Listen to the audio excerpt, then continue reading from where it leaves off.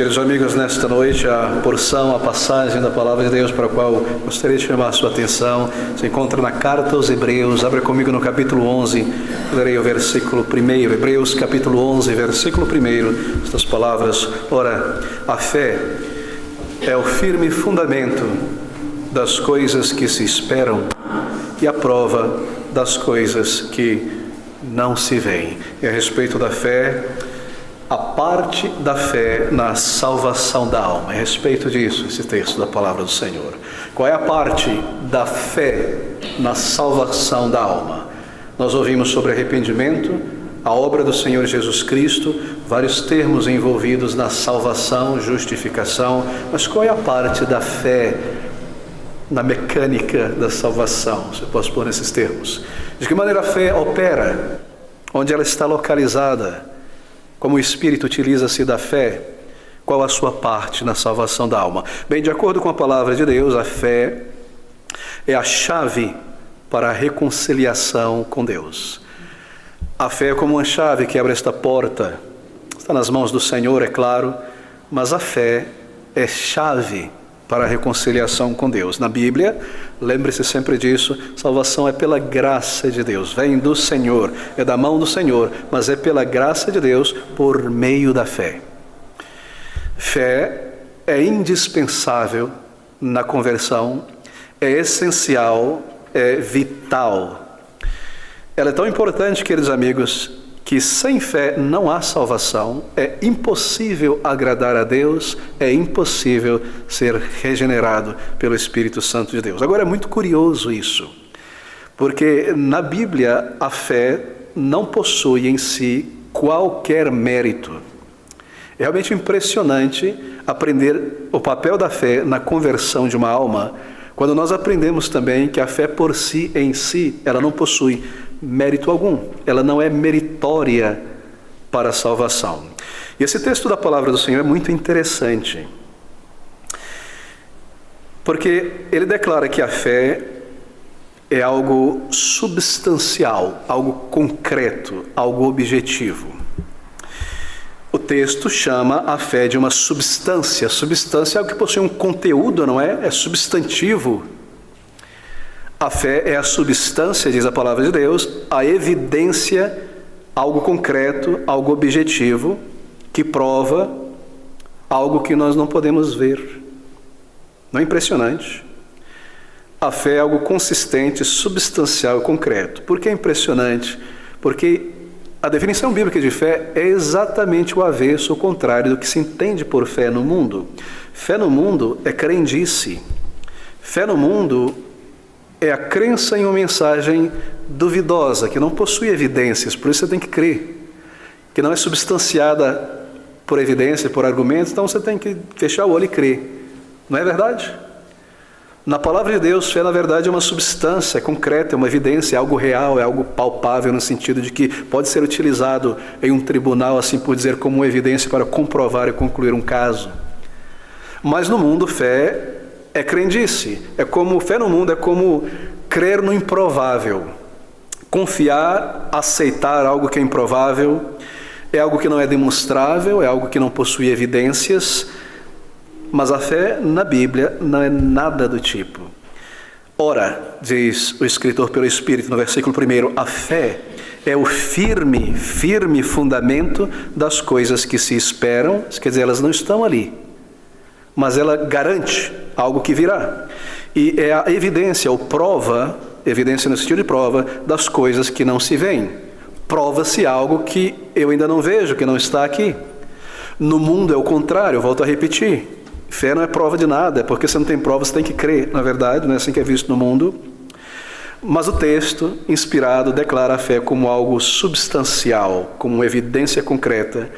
É chamado de substância, de evidência, e a nossa pergunta é: como pode ser isso?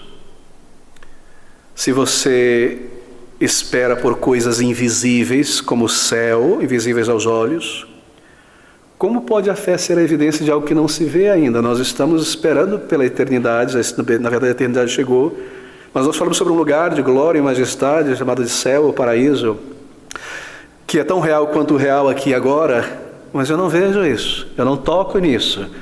Como pode a fé ser a evidência de algo que não se vê? Ora, a fé é o firme fundamento das coisas que se esperam e a prova, a evidência das coisas que não se veem.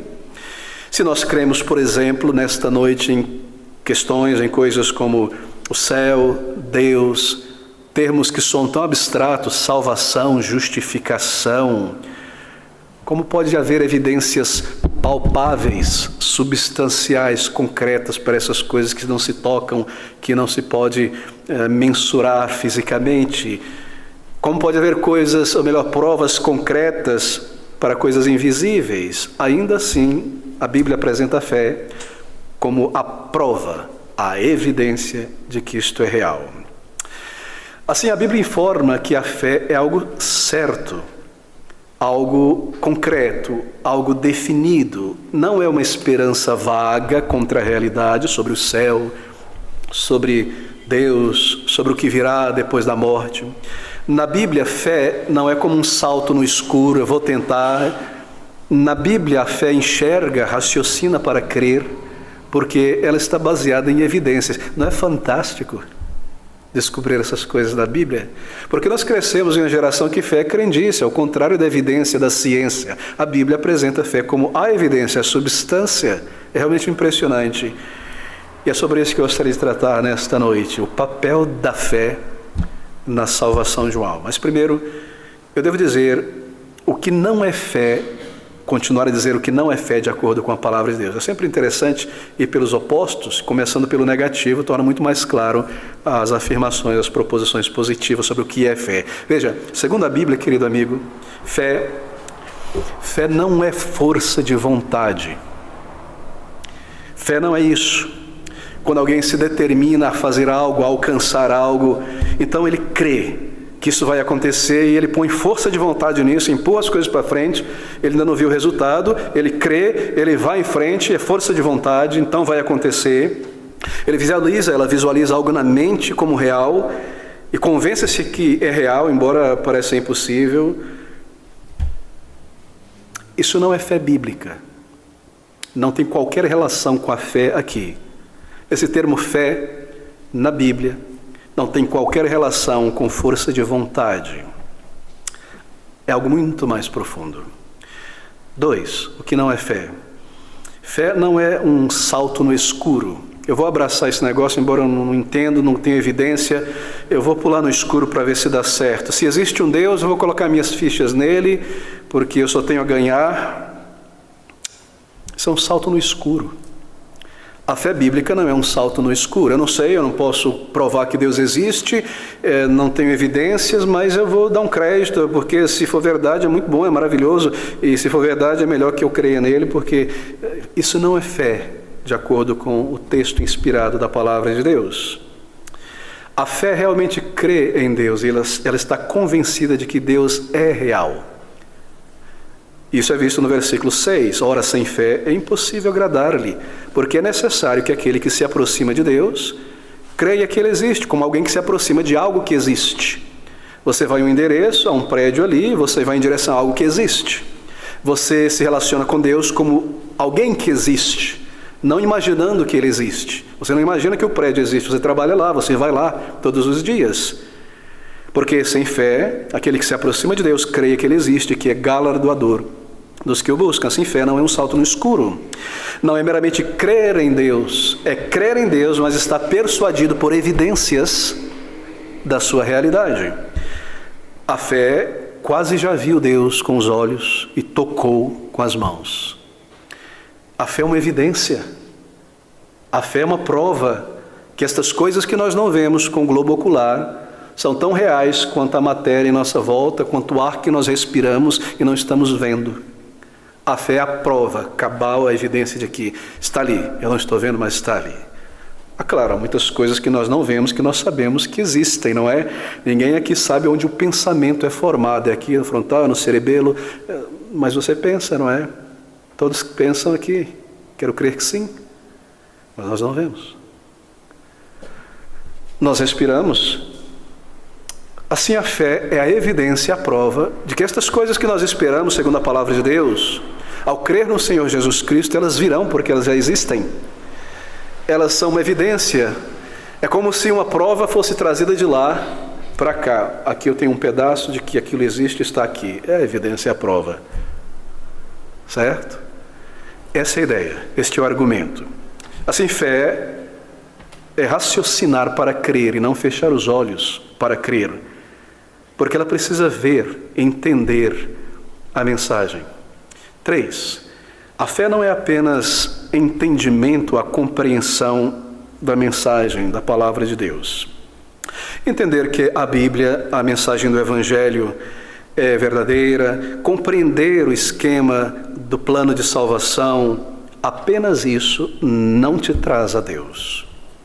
Assim, a fé não é apenas uma crença nesse sentido de que algo verdadeiro é de fato verdade, e eu creio nisso. Somente a resposta a esta mensagem me leva a Deus, submeter-me a ela. Assim, não é apenas crer que Deus salva o pecador, a teoria do assunto, mas há também a necessidade do arrependimento, do ir. A fé se interpõe entre essas duas coisas. O saber e o agir.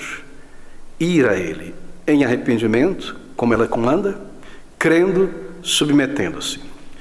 4. Fé bíblica também não é um ato de temor. Por ato de temor eu quero dizer o seguinte: tenho falado de Cristo para fulano e é uma pessoa tão dura, tão fria, tão difícil, tão incrédula. Mas se fulano estiver a ponto de morrer, estiver doente, quem sabe ele não vai crer ali? A fé não é um ato de temor. Eu vou crer porque eu não tenho saída e é terrível e estão me falando sobre inferno, julgamento. É melhor crer. Eu não entendo nada, eu não tenho evidência, eu não tenho prova, eu vou crer agora. A fé não é um ato de temor. Não é isso? Ainda embora o temor possa levar à verdadeira fé.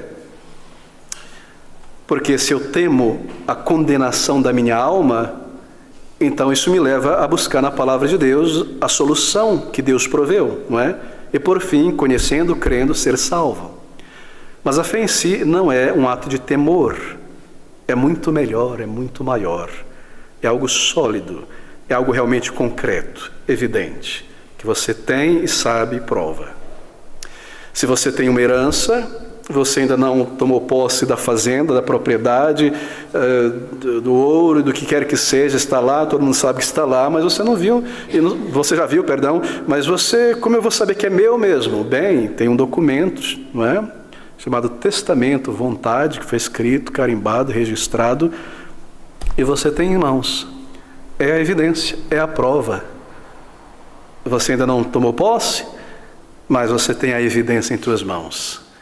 Isso é a fé na Bíblia. Ela é uma evidência. Mas como é isso? Bem, deixe-me terminar esse ponto. Fé não é pensamento positivo, que é muito próximo de força de vontade. Não. Pensamento positivo é assim: eu vou visualizar algo em minha mente que eu quero, ou que aconteça. Se é um objeto material, um carro, eu vou visualizá-lo do jeito que ele é, a cor, quantas marchas, se é banco de couro, e eu vou crer que eu vou alcançar, vou deixar isso diante dos meus olhos, e eu creio, vou alcançar, e eu estou visualizando. Isso não é fé bíblica, isso é crendice, isso é misticismo, não fé bíblica. Certo? Um concorrente à Prefeitura de São Paulo disse que perdeu porque a carga negativa estava muito forte no ambiente, muita gente não estava acreditando. Se todo mundo acreditasse, teria chegado lá. Isso é crendice, isso é misticismo, isso é o típico exemplo do que não é fé. Esse candidato se diz um evangélico e entende fé dessa maneira. Isso não é fé bíblica, independente do partido que seja, queridos. Não estou fazendo apologia a partido X ou Y. Assim, isso não é fé. O que é fé, então?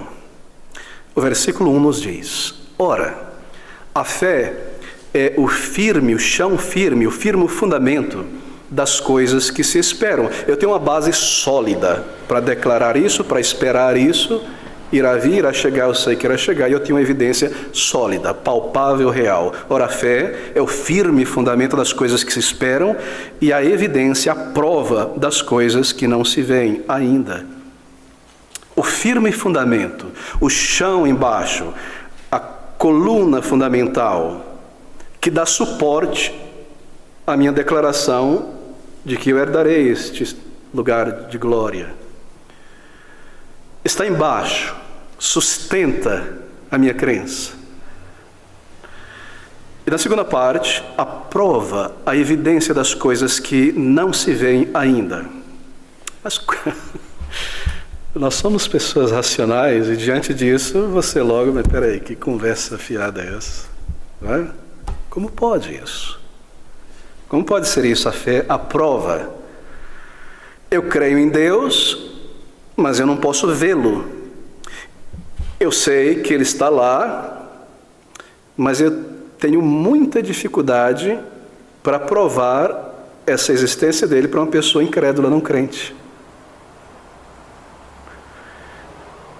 Eu não poderia dar às pessoas um tipo de óculos que elas usassem e vissem dentro do céu. Ah, lá está ele, agora eu estou vendo, meu globo ocular consegue captar a luz. Não há como. Não é verdade? Assim, o que é isso? Como pode ser a fé uma evidência? Nós pensamos sobre a evidência como algo muito sólido, muito palpável. Como pode ser a prova destas coisas? Do céu, da vida eterna, da salvação? Bem, é assim. E é isso que eu desejo explicar nesta noite. A maneira como a fé é uma prova, uma evidência. Esse é o seu papel na salvação de uma pessoa. Dessa forma, a maneira como ela opera em uma vida.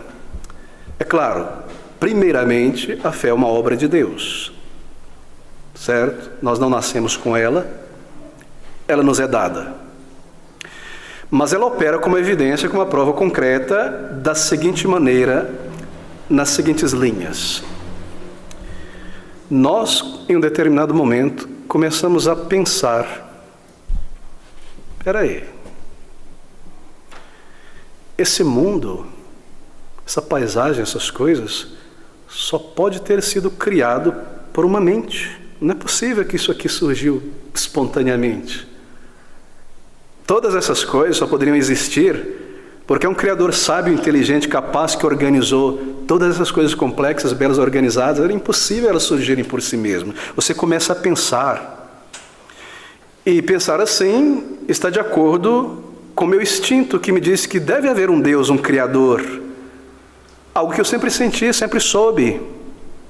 Por algum tempo, eu busquei certas orientações, certas explicações sobre a realidade, que eram, na verdade, alternativas para compreender e crer naquilo que eu já sabia, que Deus existe. E eu abracei certas explicações que me diziam que tudo poderia ter acontecido por chance, por acaso, toda essa complexidade do nada. E é claro, isso me satisfez por algum tempo, porque isso me deu uma licença para não precisar me preocupar com um Deus.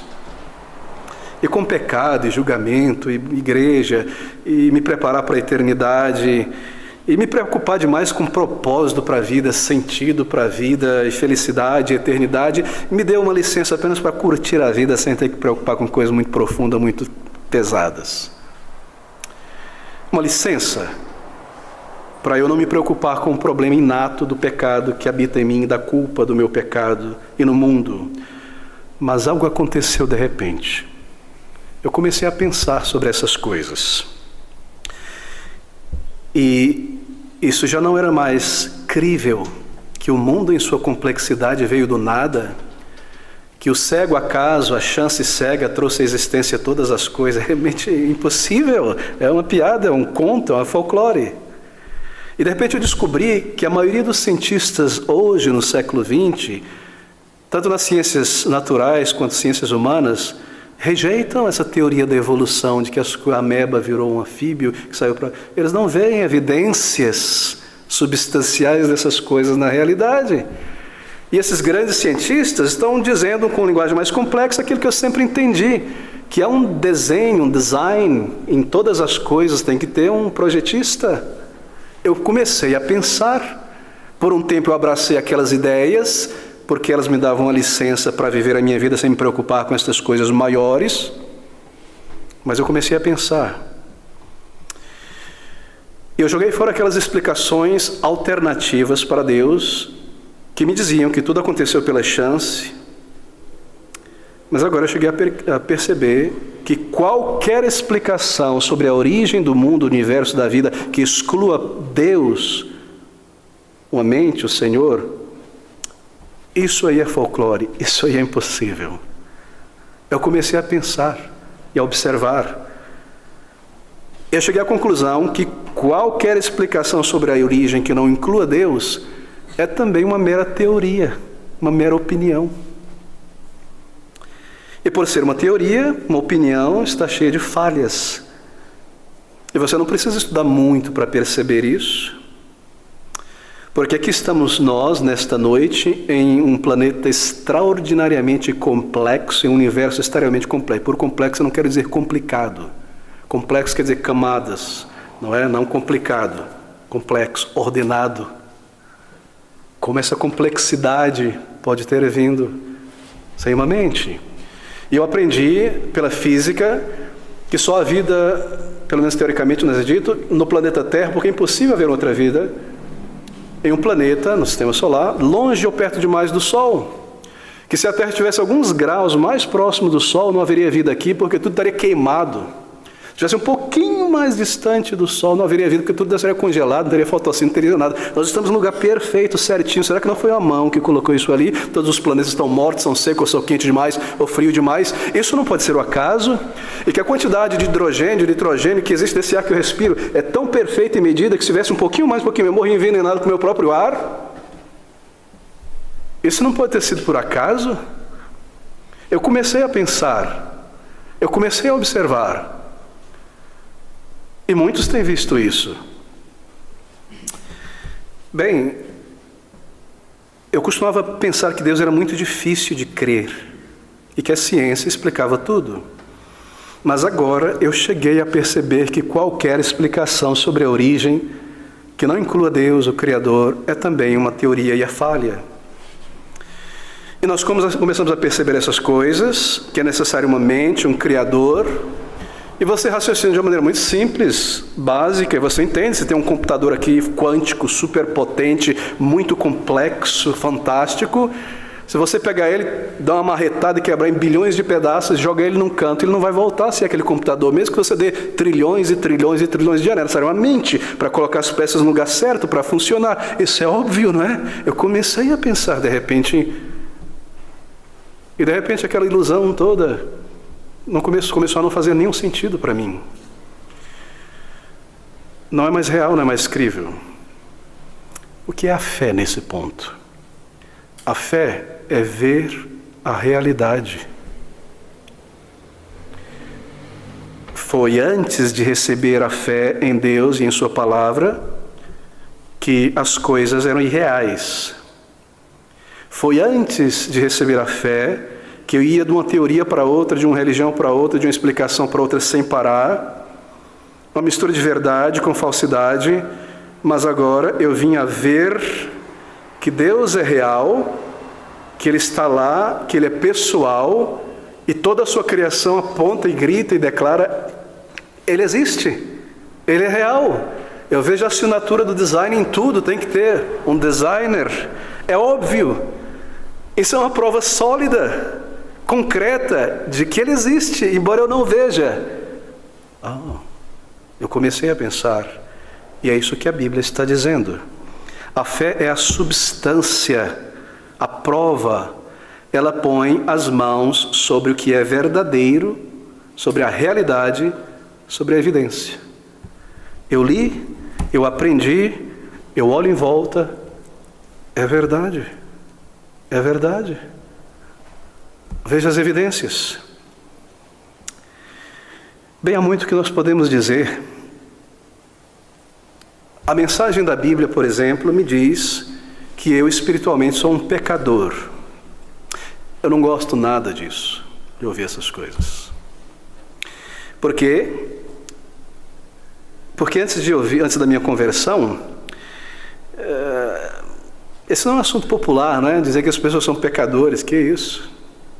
Quase xingando alguém, né? Mas a Bíblia te diz que como um homem, uma mulher, uma criança, um pecador, você e eu estamos separados da comunhão com Deus por causa do nosso pecado. E eu não gosto nada dessa história de que para conhecer a Deus, eu preciso converter a direção e voltar para Ele. Eu estava indo longe dele, não crendo que Ele existe. E a Bíblia diz que eu sou uma pessoa que posso ser muito egoísta, que eu sou uma pessoa que chegou a ser podre nos pensamentos, no coração, e com muita frequência ela diz que eu sou uma pessoa orgulhosa, desonesta e mesquinha. Ela diz que você possui pensamentos sujos, que você pode verdadeiramente ser cruel e horrível com as pessoas, e que essa verdade é a verdade sobre você, e por causa disso Deus não te terá no céu. E nós não gostamos nada disso, nem cremos nisso. Não há fé nesse negócio. Me dê a teoria da evolução no lugar dessa história da Bíblia. Ela me atrai mais do que ler essas coisas terríveis, negativas, sendo confrontado, que eu sou uma alma perdida, que eu só mereço o inferno e a condenação, que Deus me rejeitará por causa dos meus pecados e que a única esperança de misericórdia que eu tenho é a maravilhosa graça de Deus através do seu Filho, o Senhor Jesus Cristo, que preparou um caminho de salvação para mim. Então entra a fé neste exemplo. A fé é a atitude, a percepção que observa e diz: Abner, goste ou não goste, essa é a verdade sobre você. A fé encara a realidade, a verdade. Esse sou eu. Eu preciso dessa salvação, não de um pedaço dela, ela inteira. E eu ouvi essas coisas como se o pregador e a Bíblia estivesse falando para uma outra pessoa, nunca vindo direto para mim. Agora eu entendo, sou eu que sou descrito aqui. Eu me vejo aqui, eu está falando sobre mim. A fé vê o invisível. Bem, eu encontrei algo muito substancial na Bíblia, algo que é verdadeiro, algo que diz sobre as coisas como elas realmente são. E o que ela diz e a realidade estão de acordo. Ela fala sobre o coração humano, como é, e eu vou nas ruas e vejo o meu, é exatamente isso. Sobre o pecado, sobre a maldade, sobre a desonestidade, tudo o que ela diz está de acordo. Sobre a criação, está de acordo. Eu percebo. Você percebe? A fé está fazendo suas descobertas, acumulando suas evidências de realidades que a gente não vê com o olho, se tornando a evidência e a prova destas coisas. E assim a fé opera, é assim que ela funciona. E você começa a desenvolver uma fé em Deus, porque você recebe dele, e você vê, compreende, observa, está pensando, e de repente você está, assim por dizer, em toque com a realidade das coisas. Deus é real, Deus está aqui, Ele é uma pessoa, um ser pessoal, e a criação, e é verdade, eu não somente falo coisa egoísta, eu sou isso. Isso está na verdade dentro de mim. Não é que eu tiro um pecado, outro volta tentando tirar, deixa eu morrer antes que venha o próximo, não, ele está aqui dentro de mim. E realmente eu sou assim desde que eu me entendo por gente. Eu tenho pensamentos podres desde que eu me entendo por gente. E cobiça e malícia. Eu já fiz coisas horríveis e tenho feito. Essa é a realidade, eu sou isso. Não é que eu faço isso, eu sou. A fé está fazendo as suas descobertas. É assim que ela opera. Então você descobre na Bíblia coisas que são tão maravilhosas que inicialmente quando você ouve ler, isso é impossível, inacreditável, não tem evidência para isso. É maravilhoso demais. Coisas como o amor de Deus, que olha sobre um mundo como esse, que o despreza, que o rejeita, que o satiriza e prepara para este mundo um meio de salvar tantas e tantas pessoas. É impossível isso, não é justo.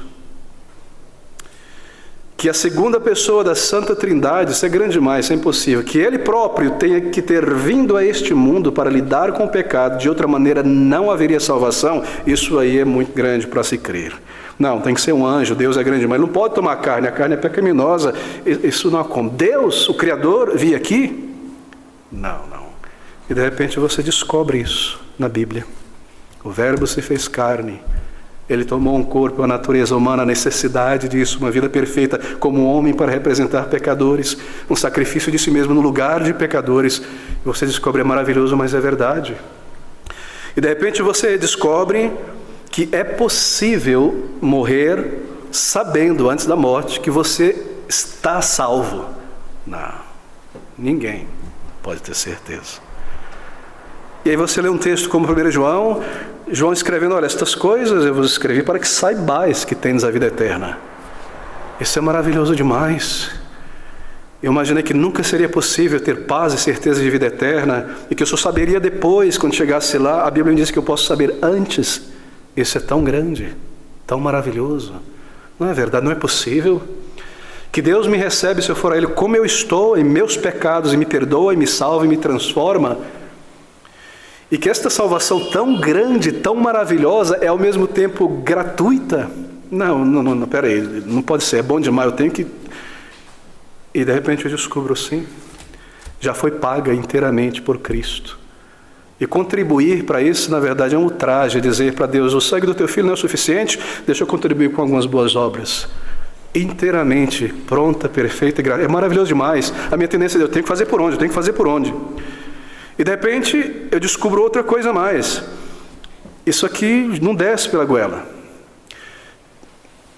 Que Ele, que pintou e bordou a vida inteira, se Ele se arrepender, Deus apaga todos os pecados e salva e leva para o céu. Não posso acreditar, Ele tem que pagar um pouco. Ele tem que fazer por onde?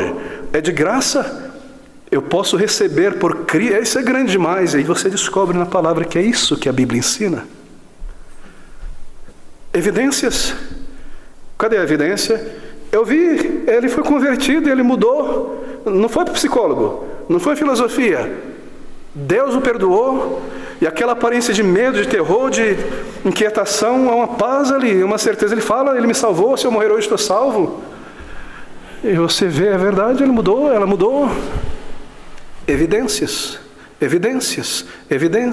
Você começou a pensar, começou a ver, e de repente o falso ensino de que não é possível ser salvo e ter certeza evapora, porque você descobre que é possível. A fé está fazendo suas descobertas, e você entende porque o Salvador veio. Será que Deus poderia simplesmente perdoar, como um instalo assim? Bem, nem mesmo Deus poderia fazer isso. Porque Deus é justo. Ele não poderia deixar de ser justo. E justo quer dizer julgar. Se Ele é justo, Ele deve julgar o mal, o erro. Ele deve assentar-se em julgamento. Ele não poderia simplesmente varrer nosso pecado para baixo do carpete. Pode entrar do jeito que você está. Eu poluiria o céu. Isso, e eu entendo que isso é verdade, porque isso está de acordo com o caráter dele. Ele é santo. Mas espera aí, eu sempre pensei que Deus é amor e no final tudo vai dar certo, Deus não vai mandar ninguém para o inferno, Deus é amor. Aí eu aprendo na Bíblia que Deus não é só amor, porque Deus não é Afrodite. Ele também é santo, justo. O seu amor é santo, a sua justiça é santa. Ele não pode simplesmente me receber como eu estou e me levar no céu os meus pecados. Ele precisa ser justo e punir o pecado. E para não me punir, porque apaga a punição ao inferno, Ele envia o seu Filho para receber esta punição.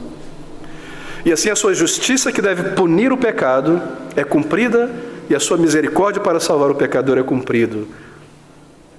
É maravilhoso. E que as pessoas que foram ao Senhor, pelos méritos deles, hoje têm paz. E nós lemos coisas tão maravilhosas na Bíblia e fazem sentido absoluto a necessidade da justiça de Deus ser mantida, pecados punidos. O inferno, não, eu não posso crer nisso. E de repente eu descobri que o inferno é uma demonstração do amor de Deus. Ah, pastor, vamos desligar a luz e vamos embora. Como? Porque Deus, por ser tão amoroso, não pode permitir que o pecado permaneça no seu universo. Ele deve extirpar o pecado, toda a maldade, todo pecador, todo maligno, e criar um novo céu e uma nova terra onde habita a justiça, onde a sua glória cobre tudo como as águas do oceano cobrem a terra.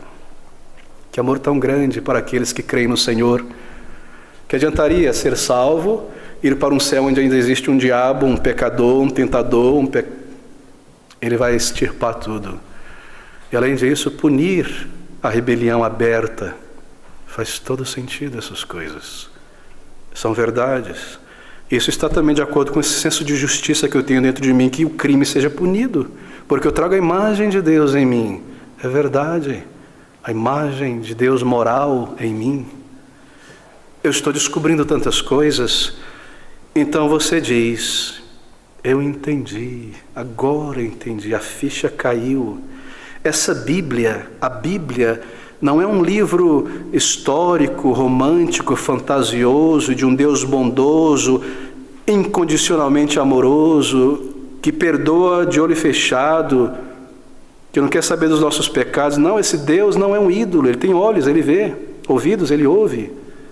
Ele deve punir o pecado, Ele deseja perdoar, e Cristo é a chave, e a fé em Cristo tem o seu papel na minha salvação. E mais, eu compreendo agora coisas que fazem sentido e são tão reais, concretas, lógicas, de acordo com a realidade. E você aprende coisas que você necessita ao ler a Bíblia, e você aprende que você pode ser perdoado, e ter propósito e sentido na vida. E eu então leio sobre coisas que este mundo, onde eu estava cavando e buscando minha alegria, minha felicidade, meu contentamento, nunca poderá prover. O que esse mundo pode prover? Bem, no melhor dos casos, coisas materiais e algumas experiências subjetivas, emocionais, passageiras. Esse mundo ele não pode transformar ninguém realmente. Eu já cheguei a essa conclusão, o caráter. Então, de repente, eu leio na Bíblia as coisas que Deus preparou para aqueles que o buscam e creem nele. Ele não só perdoa, mas Ele transforma o caráter. Uau, essa é a chave.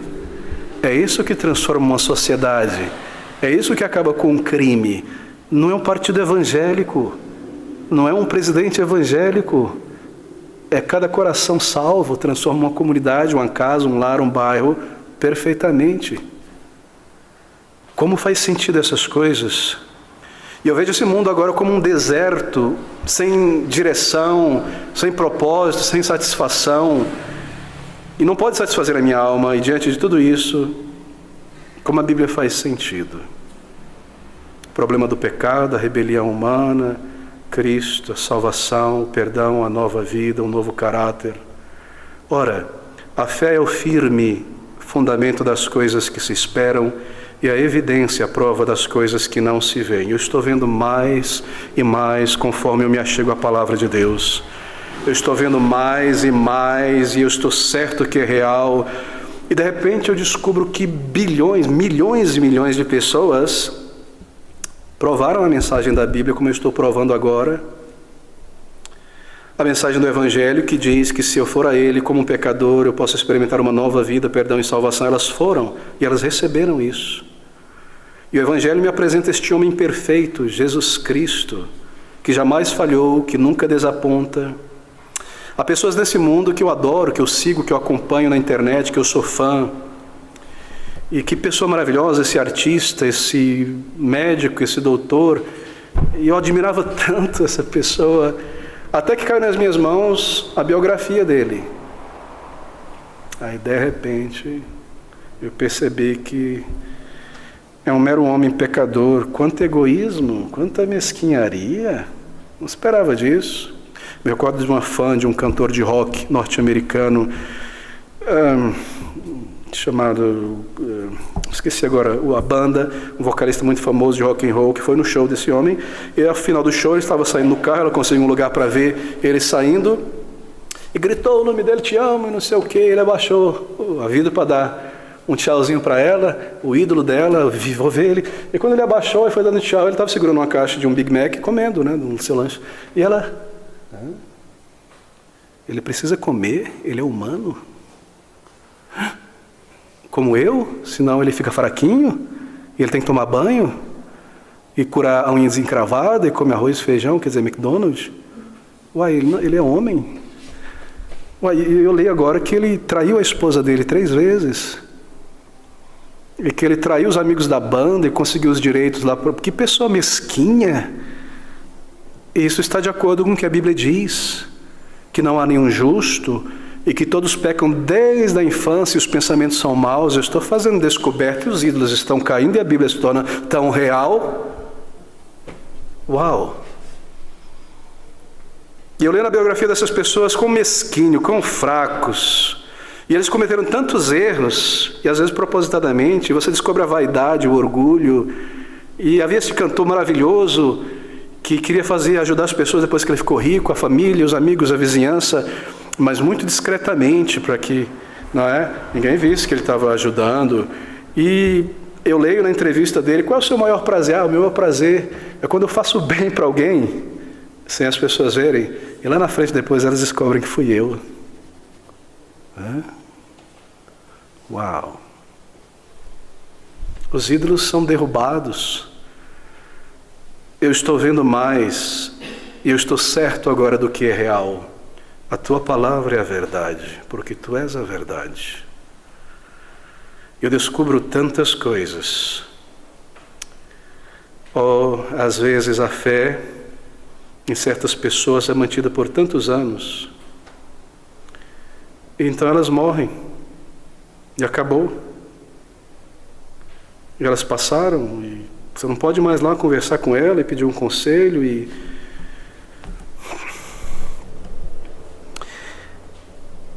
Então você descobre que não houve na história ninguém como o Senhor Jesus Cristo. Que tendo morrido, você não encontra o túmulo dele. Mas eu admiro tanto aquele francês que fundou o Espiritismo, e há o túmulo dele num cemitério lá em Paris, e quando você vai lá, flores e flores, as pessoas o visitam, e ali... Mas eu descubro que não há um túmulo para Cristo, porque ele ressuscitou. Ele venceu a morte. Ele nunca pecou, nunca, nem na palavra, nem no rosto, nem no cobiçou, nada. E eu descubro como ele é a resposta no lábios das pessoas quando eu pergunto: o que mudou? O que aconteceu contigo? Jesus me transformou. O quê? É sempre ele. Então você está certo que Cristo e a sua mensagem são verdadeiras e que é o único caminho de reconciliação, e você está mais certo e mais persuadido por inúmeras evidências. É por isso que a fé é a substância, não apenas uma crença improvável, fechar o olho e dar um salto no escuro. Eu sou levado a Deus pelas evidências que a fé traz. Você possui fé, já lhe foi dado, você está se aproximando de Deus, e você vê estas coisas e diz: eu creio, estou persuadido disso. As evidências são incontestáveis, eu não vejo outro caminho porque eu já pesquisei todos. Mas então a fé não para nesse ponto. Ela compreende, ela está persuadida, e então ela faz isso, que é a única utilidade dela na salvação. Ela está persuadida, então ela dá o passo em direção a Jesus. Ele é o Salvador. Eu creio, não há como negar. Mas ela não fica ali. Ela vai a Ele e confessa, e clama, e invoca o Senhor, e suplica por perdão, e é salvo. Uau! É pela graça de Deus, por meio do mediador Cristo, pela fé. Mas qual é o mérito da fé aqui? Nenhum. Ela é evidência. Eu estou morrendo, eu estou afundando em meus pecados, na areia movediça, e eu vejo alguém ali na beira chegando, e eu estendo a mão imediatamente quando a areia já está aqui, e a pessoa entende. Qual é o mérito de estender a mão? Isso aí te salva? Não, quem te salva é o salva-vidas. O que é a fé? Eu não tenho mérito algum para a salvação, para entrar no céu. O que é a fé? A fé é a mão vazia que se estende para receber o mérito de Cristo para a salvação. A fé é a mão pobre de méritos, reconhece o pecado, que se estende para receber o que Deus oferece para salvar. Ela não diz, não vou receber não. Ela clama de coração, eu estou morrendo, Senhor. É claro, o Senhor é o Salvador, mas ainda assim eu sei que eu sou um pecador, e eu temo. E o Senhor diz, quem vier a mim eu não lançarei fora, eu venho a ti em oração. Eu sou salvo por Ele. A fé é tão maravilhosa. Por que Deus escolheu a fé? Veja, por que Ele escolheu a fé para a salvação de uma pessoa? Porque a fé é humilde, ela vem de mãos vazias, como eu mencionei. Aquele que crê nessa mensagem só vai ao Senhor de mãos vazias de mérito.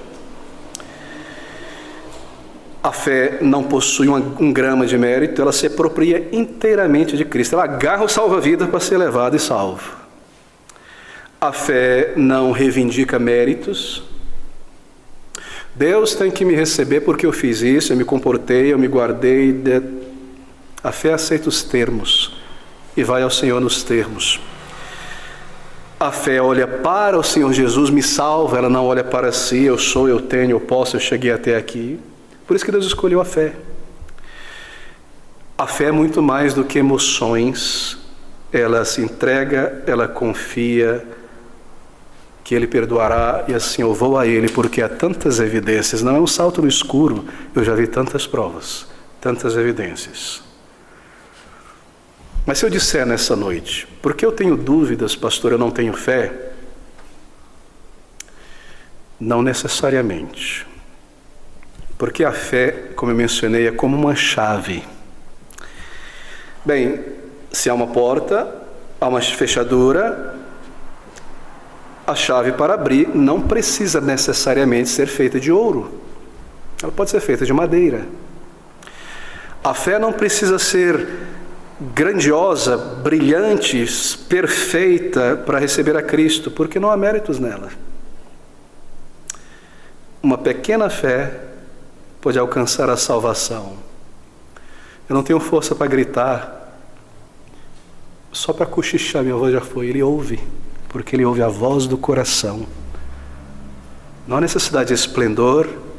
Você acorda do tsunami, alguns anos atrás, lá na Ásia? Não é? Você lembra daquelas imagens icônicas, esse homem sendo filmado, correndo das ondas, deixa a rede para trás e começa a tentar chegar num lugar alto, e corre, e anda, e pula a cerca, começa a subir, escorrega.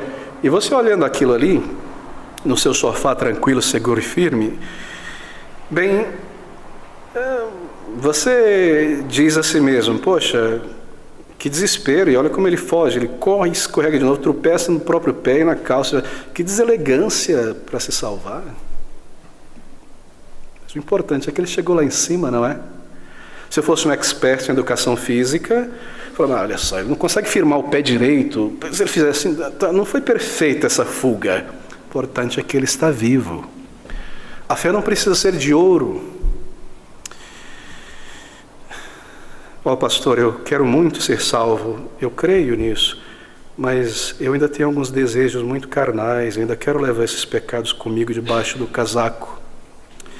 E há certos hábitos, pastor, que eu reconheço que me afastam de Deus, embora eu reconheça que eu sou um pecador, e há coisas desta vida que me atraem ainda. Bem, a tua fé não está bem polida, ela tem alguns cantos ásperos, não é? Mas você vê a tua necessidade e a tua perdição, e compreende que Ele é o Salvador. Assim você vai como você está. Não é necessário uma fé brilhante, porque ela não possui mérito, não é troca. Olha, que hora eu tenho uma fé perfeita, completa, eu troco pela minha salvação. Qual é o mérito em gritar, me salva? Embora eu tema que depois que eu salvo, eu tenho o desejo de voltar para a pocilga. Me salva assim mesmo. Você percebe? Uma fé falha em si. Porque a fé em si não salva. É Jesus Cristo quem salva. Não foi a fé que morreu na cruz. Assim, a fé, diz o autor, é o firme fundamento de que se eu for a Deus, que eu não vejo com os meus olhos, as evidências são tantas, Ele me salvará. Ele me aceitará. Eu tenho a vida eterna e não entro em condenação. Você vai como você está. Em tua concupiscência, em teu temor, em tuas dúvidas, mesmo com a fé imperfeita, você está persuadido da verdade, as evidências são tantas, e você vai ao Senhor, confiando que Ele vai te salvar, porque Ele é poderoso, Ele é o salva-vida. Eu não preciso atrair a atenção dEle. Me salva, eu estou aqui prontinho, bonitinho. Não, mesmo que eu for deselegante, e minha oração, e eu não souber toda a teologia, ainda não entender o clamar do coração, invocando o nome do Senhor, a promessa é: será salvo. Eu lembro, ele fez isso, eu leio sobre Manassés, e aquele padre, a espada, e essa pessoa, são tantas. Estenda a mão, querido, a Ele. Estenda a mão da fé. Ore, peça e confesse e se entregue. E você vem ao Senhor Jesus, você é perdoado pelos méritos dEle, recebido por Ele. Você pode vir a Cristo. Você deve vir a Cristo. Vamos orar juntos. Ó Deus bendito e sábio, Tu és maravilhoso, Senhor, em todas as coisas. E o Senhor preparou um meio de salvação acessível a todo pecador, a maus pecadores, a bons pecadores, a ignorantes, a intelectuais, a qualquer um, porque a salvação não está no pecador, mas em Teu bendito Filho. Ó Senhor, firma essa verdade em nosso coração e salva-nos. E ouve o nosso clamor quando clamarmos, e resgata-nos e salva-nos para sempre. É o que te rogamos em nome do Senhor Jesus Cristo e para o teu louvor, ó Pai. Amém.